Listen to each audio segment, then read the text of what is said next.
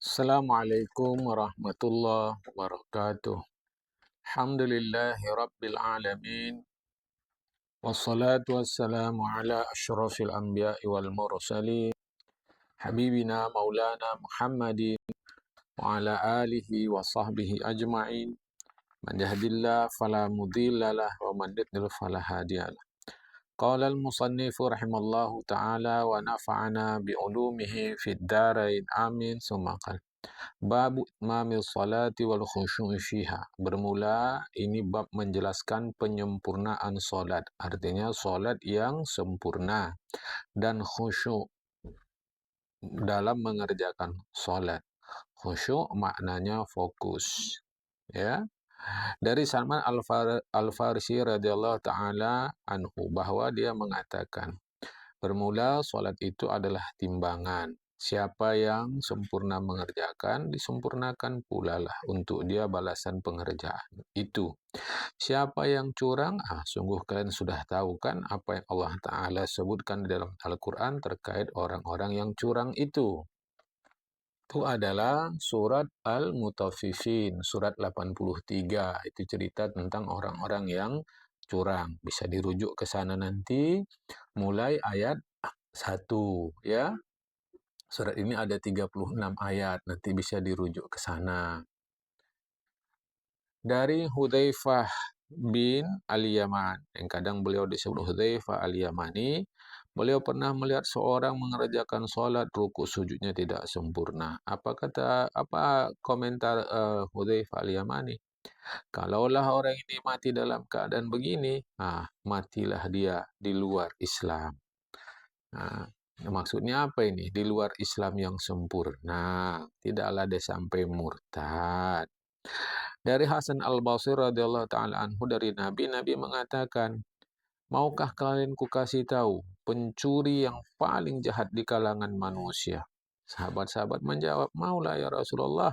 Itulah orang yang mencuri solatnya. Ditanya, bagaimana dia mencuri solatnya ya Rasulullah?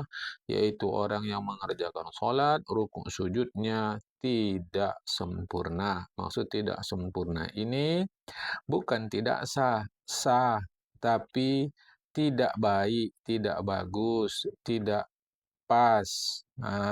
Kalau bahasa kita, tidak indah. Sahnya sah, tapi tidak indah. Maka itu dianggap sebagai pencuri. Abdullah bin Mas'ud menjelaskan, siapa saja yang solatnya tidak mendorong dia untuk menyuruh berbuat baik, tidak mendorong dia untuk mencegah berbuat buruk, berarti dengan solatnya itu tiada lain, dia bertambah jauh dari Allah Ta'ala. Kemudian beliau membaca ayat surat Al-Ankabut, surat 29 ayat 45. Dan tegakkanlah solat. Sesungguhnya solat itu menghalangi orang dari berbuat keji dan jahat atau buruk. Dari Hakam bin Utaibah, dia mengatakan, siapa yang sedang solat, tapi dia masih perhatian kepada orang yang di sebelah kanan kirinya, maka tidaklah sempurna solatnya. Fala solata lahu, maka tiadalah solatnya itu solat yang sempurna. Dari Muslim bin Yasar, dia mengatakan, karena ya kululi ahli, dia pernah bilang sama istrinya, keluarga-keluarganya, kalau aku sedang sholat mau cerita kalian ceritalah, aku tak akan dengar cerita kalian itu. Menunjukkan dia fokus kepada sholatnya. Maksud tidak dengar, tidak perhatian. Tidak perhatian, kita fokus kepada sesuatu yang sedang kita kerjakan. Dalam hal ini adalah sholat. Disebutkan dari Ya'qub Al-Qari, beliau ini ahli Quran, maka disebut Qari. Beliau mengerjakan sholat. Tiba-tiba datanglah pencuri masuk ke rumah beliau. Ikhtalasa. Ya, di sini memang tak diceritakan apakah beliau sholat di rumah atau tidak. Fakhtalasa rida'ahu, tiba-tiba disentapnya syal Syekh Ya'qub Al-Qari. Dia pun pergi jumpai sahabat-sahabatnya. Orang tu tahu, kawan-kawannya tahu. Oh, ini syalnya Syekh Ya'qub Al-Qari. Maka dibilanglah sama si pencuri tadi, balikkan. Dia itu orang soleh, balikkan. Kami takut nanti kalau dia berdoa, fa inna nakhafu doa, kami takut dia berdoa. terkabul. Itu berat nanti itu. Faja'ahu. Kemudian si pencuri tadi mendatangi Syekh Yaqub Al-Qari, kembali diletakkanlah di pundaknya. Dia minta maaflah terhadap perbuatannya. Selesai sholat, si pencuri tadi ngasih tahu, aku tadi ambilin tapi minta maaf, sudah aku kembalikan, kira-kira begitu. Apa reaksi Syekh Yaqub Al-Qari? Aku tak merasa pun ah, Aku tak merasa pun siapa yang mengambilnya, siapa yang meletakkannya kembali. Saking beliau fokus kepada solat itu. Disebutkan kisah tentang Asy-Syekhah Al-Alimah Rabi'atul Adawiyah Waliullah Ta'ala rahimahullah, bahwa dia mengerjakan solat. Beliau mengerjakan solat. Tiba-tiba ya dalam solatnya itu ya di satu tempat yang tanah kosong, ya, di tanah kosong beliau sholat, fasajadat alal bawari, sujudlah beliau. Bawari itu tanah yang tidak ditanami, tanah kosong. Nah, matanya tertusuk, fadakhalat qita'atun min qasbin fi ainiha, tertusuk sepotong kayu. Qasbin itu batang pohon. Kadang-kadang qasbin itu disebut juga tebu. Ya sepotong kayu kecil tertusuk ke matanya. Tapi beliau tidak merasa sampai selesai sholat. Ini fokus ya. Ini hal yang terjadi pada beliau. Diriwayatkan dari Hasan bin Ali radhiyallahu taala anhuma, apabila beliau ingin mengerjakan sholat, beliau berwudu. Boleh mau mengerjakan sholat, ya berwudu lah. Apabila mau mengerjakan wudu itu, warna kulit tubuhnya berubah. Ditanya kepada Hasan bin Ali, kenapa begitu? Apa yang terjadi? Aku ingin menghadap kepada seorang raja yang perkasa. Makanya ngeri ini. Begitulah ya suasana batin beliau. Apabila masuk ke pintu masjid, diangkat kepalanya, dia bilang, ya Tuhanku, hambamu di depan pintumu ya Tuhan. Wahai Tuhan yang muhsin, yang baik, datanglah kepadamu ini orang yang buruk. Sedangkan Engkau telah memerintahkan kepada manusia-manusia yang baik di kalangan kami agar memaafkan kesalahan orang-orang yang buruk. Sementara Engkau baik, aku buruk. Maafkanlah keburukan yang ada pada diriku ya Allah, sebab keindahan yang ada pada dirimu, hai Tuhan yang mulia. Barulah dia masuk masjid. Nabi mengatakan bahwa beliau pernah melihat seorang mengerjakan sholat memain-mainkan jenggotnya. Apa kata Nabi? Kalau jiwa orang ini khusyuk, fokus mengerjakan sholat, maka anggota tubuhnya pun fokus, tenang, tidak gerasah gerusuh seperti ini. Dari Ali bin Abi Thalib, ya, dari Ali bin Abi Thalib karamallahu wajhah, apabila datang waktu sholat, irta'adat faraisuhu, anggota-anggota tubuhnya, sendi-sendi tubuhnya menggeletar, berubah warna kulitnya. Ditanya, kenapa begitu? Dia jawab, datang sudah waktu. Waktu ini kita mengerjakan satu amanah yang pernah Allah tawarkan kepada langit, bumi, dan gunung-gunung. Mereka tak sanggup memikulnya dan menolaknya. Tapi manusia sanggup menerima amanah itu. Aku tak pasti apakah aku dapat baik-baik memenuhi amanah yang ditanggungkan itu atau tidak. Nah, ya, maksudnya sholat itu. Diriwayatkan ini juga dari Zainal Abidin Ali bin Husain bin Ali bin Abi Thalib radhiyallahu ta'ala anhum. Juga di atas tadi Hasan bin Ali. Ya, dari Sa'id bin Jubair radhiyallahu ta'ala anhu disebutkan, waktu itu kami berada di tengah-tengah Abdullah bin Abbas. Maksudnya kami berkumpul-kumpul, di situ ada Abdullah bin Abbas radhiyallahu ta'ala anhuma. Di mana itu? Itu di Masjid Taif. Aku, kata Sa'id bin Jubair, Ikrimah, Baimun bin Maharan, Abul Aliyah, selain mereka lah, Ridwanullahi ta'ala ajma'in. Tiba-tiba muazin naiklah mengucapkan Allahu Akbar, salah azan, Allah Akbar. Abdullah bin Abbas menangis. Sampai basah syalnya, urat lehernya pun tegang-tegang, matanya pun memerah. Abu Aliyah bertanya, wahai anak paman Rasulullah, mengapa ini menangis? Apa yang telah terjadi? Mahadra jazau sampai begini terkejut engkau. Ah, kami mendengar azan pun tak nangis.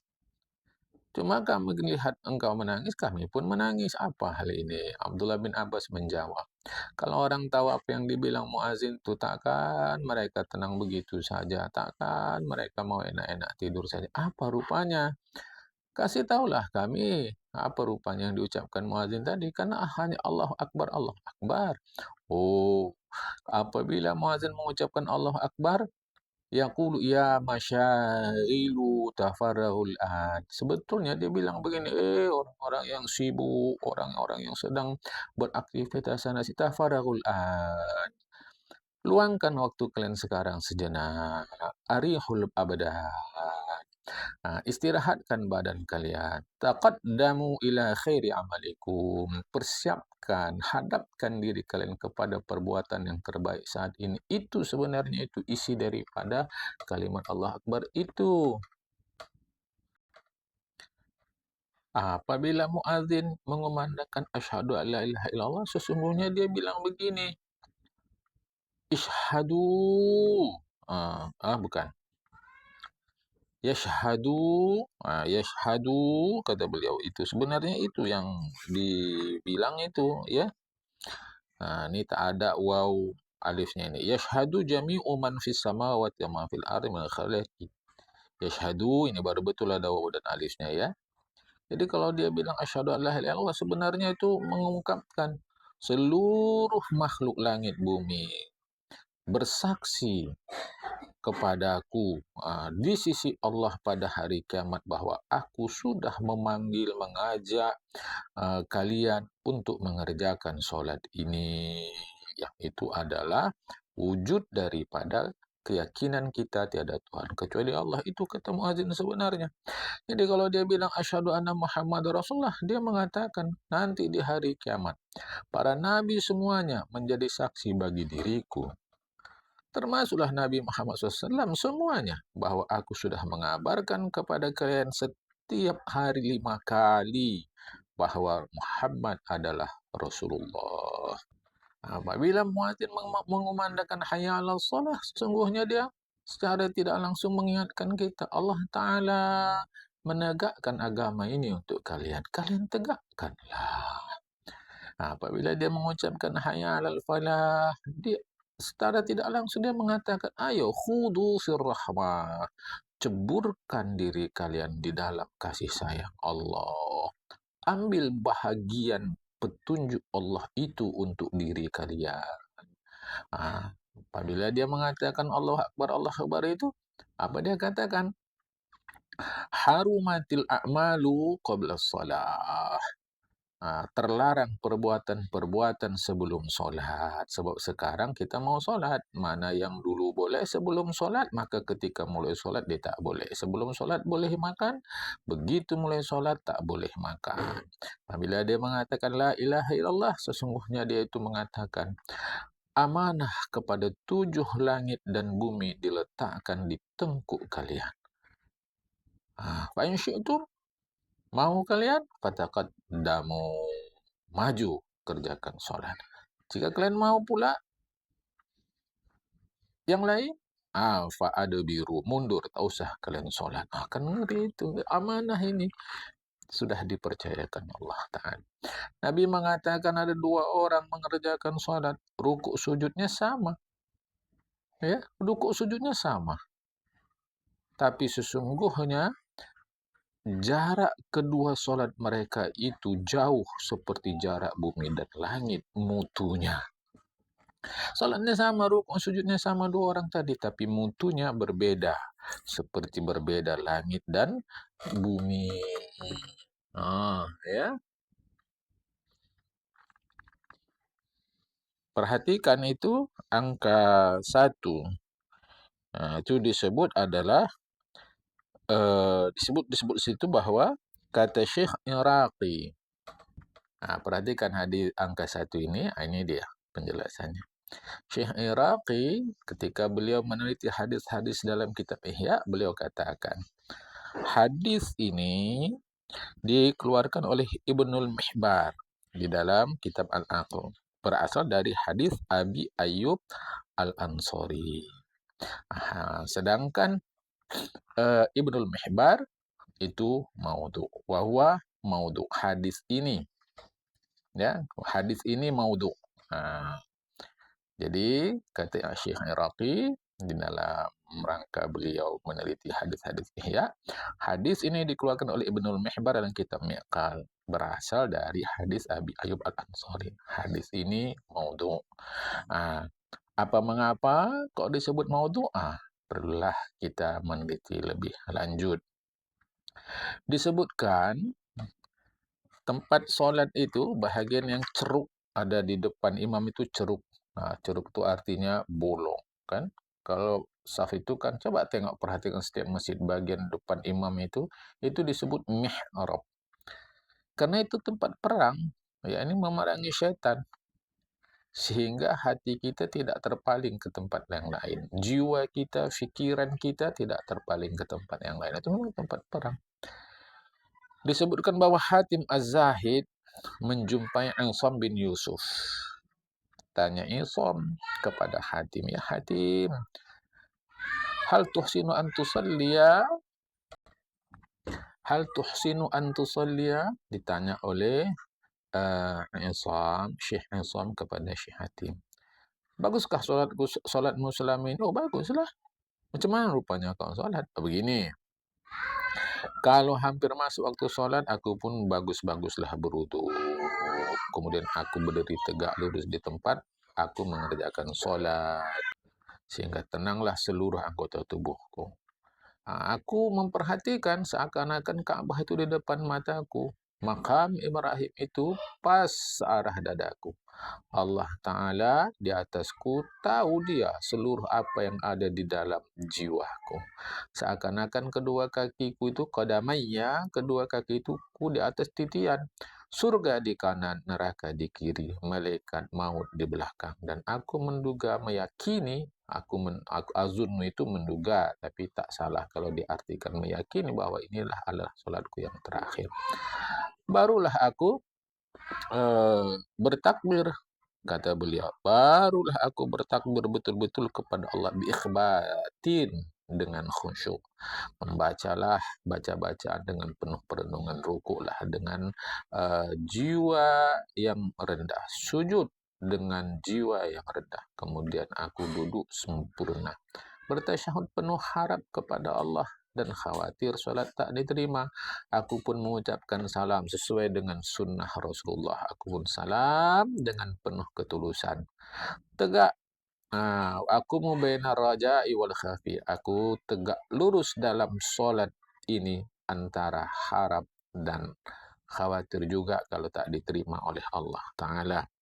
Kemudian ku penuhi, ku kerjakan secara sabar. Kata Syekh Isam, Hatim, macam ini solat kau? Macam inilah solat aku. Sejak kapan begini kau solat? Ya, udah 30 tahun sudah. Syekh Isam pun menangis. Aku tak pernah solat macam kau solat ni. Ya Allah. Begitu ya. Sekali waktu disebutkan Syekh Hatim luput solat berjamaah. Maka kawan-kawannya pun mengunjungi dia, menghibur dia. Tak apalah, luput sekali. Beliau pun menangis. Kata dia, "Lau mata li bani wa lau mata li abnun wahidun azan nisfu ahli Balakh." Kalau anakku mati, setengah penduduk kota Balakh mengunjungi aku. Sekarang solat berjamaah pun luput, maka tak adalah yang mengunjungi menghibur aku kecuali sebahagian kawan-kawanku saja. Padahal kalaulah anak-anakku semua mati, itu lebih ringan kurasa daripada hilangnya sekali saja solat berjamaah. Baik, kata sebahagian orang-orang bijak, Salat itu macam hidangan yang dihidangkan Allah untuk orang-orang yang mengesahkan Allah. Setiap hari dimakan. Sebagaimana hidangan ada macam-macam makanan, setiap makanan itu pun macam-macam lezat dan aneka warna, aneka warnanya, aneka ragam. Begitulah sholat di dalam ada perbuatan, ada zikir yang beraneka ragam. Di kulli fi'lin sawabun wa takfirun lidzunubi. Setiap perbuatan zikir yang aneka ragam dalam sholat itu ada balasan Allah dan ada penghapus, berfungsi sebagai penghapus dosa. Disebutkan orang-orang yang mengerjakan sholat itu banyak, tapi yang menegakkan sholat sedikit. Allah Ta'ala menjelaskan sifat orang mukmin terkait dengan penegakan sholat. Dalam surat Al-Hajj, surat yang ke-22 ayat 35 disebutkan orang-orang yang menegakkan sholat. Sementara Allah menjelaskan orang munafik dan Allah menamakan mereka orang musallin. Ya, tapi di ayat tadi tengok. Untuk orang yang menegakkan sholat, Allah sebut wal muqimis sholat. Al-Hajj surat 22 ayat 35. Tapi untuk orang munafik Allah sebut musallin. Celakalah orang musallin, orang mengerjakan sholat yang mereka lalai dari sholatnya. Al-Ma'un itu surat 107 ayat 4 sampai 5. Orang mukmin yuqimunas shalah, surat Al-Baqarah surat 2 ayat 3. Jadi al-muqim, yuqim sama. Kalau sekadar mengerjakan sholat, itu namanya musallin. Tapi kalau serius mengerjakan sholat, itu disebut muqim. Artinya yang menegakkan, bukan sebatas mengerjakan. Dia menegakkannya selamanya. Menjaga, memelihara waktunya, sempurna rukuk sujudnya. Sebagian orang bijak mengatakan, dalam kaitannya dengan sholat manusia terbagi dua. Yang VIP, dan yang umum. Yang VIP, yang VIP, dia mengerjakan sholat penuh penghargaan. Dia tegak lurus dengan penuh keyakinan dan merasakan kehebatan sholat itu. Dia tunaikan dengan penuh keagungan. Selesai sholat, dia mengharap kepada Allah agar sholatnya diterima, sekaligus dia khawatir bagaimana kalau tak diterima Allah. Jadi dia berantara dua ketegangan. Dan itu adalah keseimbangan, ya. Jadi tidak melulu pada harap atau takut atau khawatir. Ada orang umum, dia kerjakan sholat lalai. Sholat juga tapi sambil lalai. Dia tegakkan dengan bil jahli. Dia mengerjakan sholat itu bil jahli, dengan semau dia. Artinya bil jahli itu dengan masa bodoh. Kerjakan begitu saja. Malah dia mengerjakannya sambil was-was. Tapi lucunya, habis sholat dia merasa aman. Penting udah sholat. Itu orang umum. Sebahagian orang bijak mengungkapkan ini bahasa Persia, kita baca yang terjemahannya saja. Apabila dia berwudu padahal sambil was-was, tanpa ada pengagungan, penghormatan kepada wudu dan sholat itu. Kemudian dia sholat pula sambil rasa was-was. Apa was-was dia? Asik sibuk pikirkan kehidupan dunia. Asik sibuk pikirkan kehidupan dunia. Ini saja. Bukan terlintas. Kalau terlintas tak ada masalah. Yang penting begitu terlintas, abaikan. Begitu terlintas, abaikan. Masalahnya dia bukan terlintas. Memang dia berinisiatif dalam sholat itu mengingat pekerjaan-pekerjaan dalam hidup dia di dunia. Kalau begini sholatnya la yutaqabbalu minhu, tak akanlah diterima sholatnya itu. Sebagian orang bijak mengatakan ada 4 perkara. Dia itu terdapat di 4 perkara. Artinya tersembunyi di 4 perkara. Tapi kepalanya muncul di tempat yang lain. Ada 4 perkara tersembunyi, inghamaset tenggelam. Ada 4 perkara tersembunyi di 4 tempat. Tetapi justru kepalanya muncul di 4 tempat yang lain. Apa dia? 1. Kerelaan Allah Ta'ala itu berada di dalam ketaatan. Tetapi kepalanya ada di rumah orang-orang dermawan. Maknanya mau dapat ridha Allah Ta'ala, jadi orang dermawan. Murka Allah Ta'ala berada di dalam kesalahan-kesalahan. Kepalanya ada di rumah orang-orang pelit. Kenyamanan hidup, keluasan rezeki, itu ada di dalam masubat, ada di dalam perbuatan-perbuatan baik. Nah, di perbuatan-perbuatan baik, kalau mau nyaman hidup, luas rezeki, buat baik. Nah, kepalanya ada di rumah orang-orang yang mengerjakan sholat. Sempit hidup itu ada di dalam perbuatan-perbuatan buruk. Kepalanya ada di rumah orang-orang yang menyepelekan mengerjakan sholat. Begitupun berbuat baik, hati-hati juga ya. Karena kalau kita salah, tidak bijak dalam berbuat baik, ibarat kata nanti kita memasukkan parfum atau minyak wangi ke gelas yang kotor. Jadi mau hati-hati juga dalam berbuat baik. Sebahagian orang bijak mengatakan, kalau orang sibuk mengerjakan 6 perkara, kalian sibukkan 6 perkara yang lain. Satu, orang sibuk memperbanyak perbuatan baik, kalian sibuk pula meningkatkan kualitas perbuatan baik kalian. Jadi orang sibuk pada kuantitas, kalian pada kualitas. Orang-orang sibuk mengerjakan fadilat-fadilat amal. Ini pun bukan salah, tapi kalian sibukkanlah untuk menyempurnakan kewajiban-kewajiban. Jadi kewajiban yang sudah dikerjakan itu, sempurnakan dia sebaik-baiknya. Jangan lebih fokus kepada fadilat-fadilat yang sifatnya sunat. Orang sibuk memperbaguskan penampilan zahirnya. Kalian sibuk pula memperbaguskan jiwa kalian. Orang-orang sibuk untuk mencari aib, kekurangan, cacat orang lain. Kalian sibuklah mencari cacat, aib kalian diri sendiri. Orang-orang sibuk memakmurkan kehidupan dunia. Kalian sibuklah memakmurkan kehidupan akhirat. Ini jangan salah kaji ya. Memakmurkan kehidupan akhirat dengan cara bagaimana menurut agama? Makmurkan kehidupan dunia ini yang bernilai akhirat. Kalau ini tadi hanya memakmurkan kehidupan dunia yang tak ada untuk kebaikannya di akhirat. Nah, kalau ini pula yang dimaksud adalah bukan memakmurkan akhirat nanti di akhirat, tidak. Buat baik sekarang sebaik-baiknya, itu untuk akhirat. Misal, si A membangun rumah untuk kemegahan, si B membangun rumah. Megahnya pun sama, tapi niat dia untuk menolong orang, entah mana tahu orang ada perlu singgah apa di rumah ini, kan sama-sama bangun. Maka si A membangun rumah untuk kemegahan, itu dunia. Si B membangun rumah yang megah-megah, itu bukan untuk kemegahan, tapi untuk berbuat baik. Maka itu nilainya akhirat, itu yang dimaksud. Orang-orang sibuk mencari kerelaan orang lain. Kalian sibuklah mencari kerelaan Tuhan. Macam mana caranya? Ikut perintah Tuhan, jauhi larangan Tuhan. Hari ini sampai sini dulu. Akan datang kaji kita adalah doa dan tasbih. Ya, Assalamualaikum warahmatullahi wabarakatuh.